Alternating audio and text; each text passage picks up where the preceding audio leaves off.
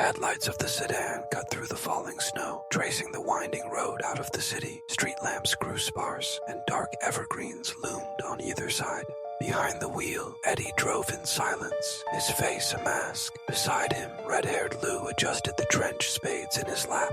In the back, Danny sat tense, hands buried in his pockets, fingers brushing the tulip bulbs he had bought hours earlier. Across from him, Tony lit a cigarette, his sharp gaze never leaving Danny. "Where are we going?" Danny asked, forcing a casual tone. Tony exhaled smoke. "Tony wants you." Danny turned to the window, watching telephone poles flick past. He knew where they were headed, the deserted river end of Tony's estate. His stomach knotted. He had sat where Tony was now, ready to do the job Tony was about to handle. The car veered onto a side road, scrub brush scraping the fenders. When they stopped, Eddie killed the lights. The river roared beyond the trees. A dark figure approached, the unmistakable silhouette of Tony, impeccably dressed as always. Tony opened the door. "Let's go." Danny's breath hitched. "Tony, listen, I didn't mean to kill your brother," he stammered, gripping Tony's coat.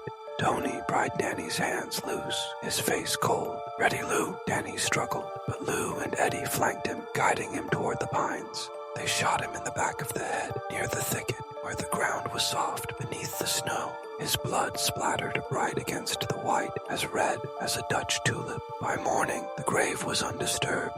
Winter passed. Spring thawed the earth. By June, a barefoot boy casting his fishing line noticed a single red tulip blooming near the trees. Curious, he dug around its roots until he found a hand still clutching the bulb. The police later traced an exclusive button from the buried coat. It led straight to Tony.